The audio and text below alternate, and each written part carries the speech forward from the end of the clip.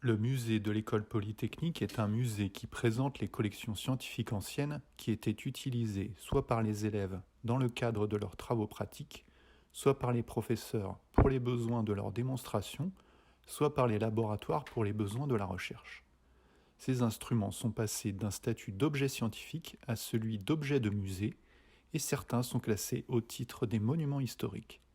Nous allons présenter ici brièvement quelques objets et documents originaux du Musix liés au Becquerel.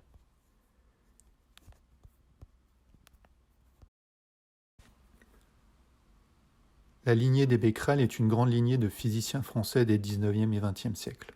Antoine César, Edmond, Henri et Jean sont liés aux grandes institutions scientifiques françaises.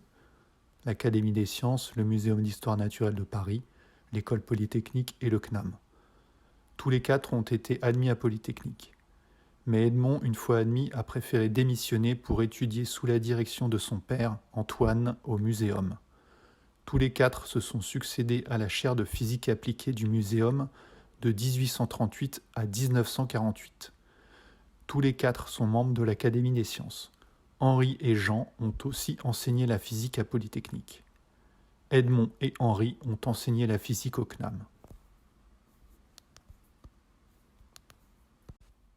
La balance électromagnétique permet de mesurer avec facilité l'intensité des courants électriques.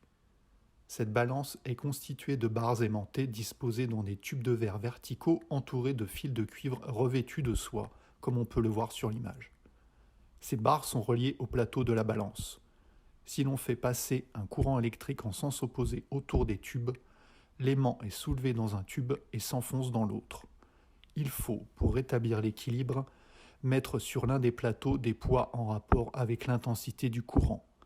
Par exemple, le courant d'un couple zinc et cuivre de 4 cm² plongé dans l'eau distillée est équilibré par 2,5 mg, mais il faut 35 mg après qu'on ait ajouté à l'eau une goutte d'acide sulfurique.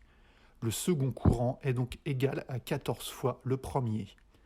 Cette balance sera largement utilisée par le fils d'Antoine, Edmond Becquerel. Edmond Becquerel a étudié la phosphorescence et a conçu le phosphoroscope pour étudier le phénomène.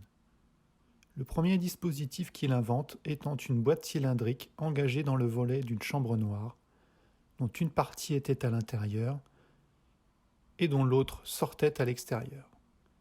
Un couvercle tournant permettait de placer alternativement l'ouverture et la fermeture du côté de la lumière, puis du côté de l'observateur. Edmond Becquerel inventa ensuite un autre système qui utilisait des corps transparents et qui fonctionnait avec 2 disques. En comptant le nombre de tours de disques par seconde, on peut en déduire une valeur approchée du temps qui sépare l'illumination du corps et l'observation.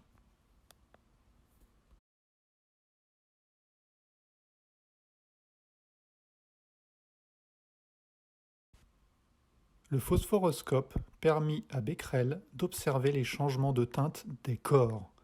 On constate que certains corps émettent une couleur différente en fonction de la vitesse de rotation. Ainsi, certains diamants apparaissent jaune-orangé un tiers de seconde après l'illumination. Si on tourne plus vite la manivelle, le diamant devient bleu.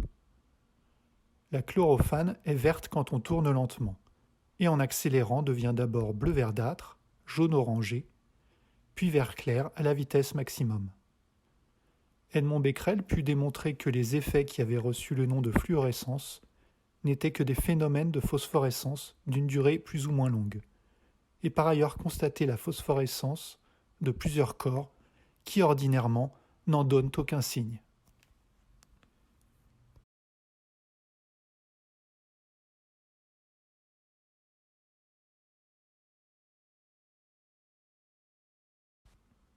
En 1896, en voulant vérifier si certaines substances fluorescentes émettaient des rayons X, découverts par Röntgen quelques semaines plus tôt, Henri Becquerel va découvrir la radioactivité à partir d'expériences avec des sels d'uranium. Dans un premier temps, Becquerel veut savoir si l'uranium émet des rayons X par fluorescence, sur une plaque photo. Conformément à ses attentes, de l'uranium exposé au soleil imprime des marques sur une plaque photographique enfermée dans du carton noir à l'abri de la lumière. Becquerel suppose donc que l'uranium émet des rayons X. Puis, le ciel de Paris étant sombre, Becquerel annule son expérience et enferme dans un tiroir de l'uranium non exposé au soleil avec la plaque photographique entourée de carton noir. Normalement, n'ayant pas été exposé au soleil, l'uranium ne devrait pas émettre de rayonnement quelconque, et la plaque photographique ne devrait pas être imprimée. Mais, par acquis de conscience, Becquerel sort ses échantillons du tiroir et développe la plaque. Quelle n'est pas sa surprise de découvrir que la plaque est imprimée, indépendamment de la fluorescence de l'uranium. Becquerel, spécialiste de la phosphorescence par tradition familiale, a tout de suite conscience qu'il s'agit d'un nouvel ordre de phénomènes. Les rayons émis seront appelés rayons uraniques, puis rayonnement radioactif. Très rapidement, Henri Becquerel fait mention de ce phénomène nouveau dans son cours de physique de Polytechnique.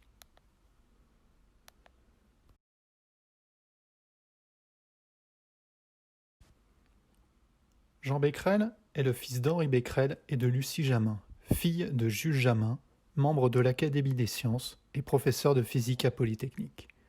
Il est l'inventeur des aimants de Jamin. Jean Becquerel va notamment étudier l'action des très basses températures sur l'émission, la propagation et l'absorption de la lumière dans la matière, ce qu'on appelle l'optique aux basses températures. Il va ainsi mettre en évidence dans certains corps transparents une polarisation rotatoire qui dépend de la température. Il va être répétiteur de physique à Polytechnique à partir de 1911, puis examinateur de physique à partir de 1924.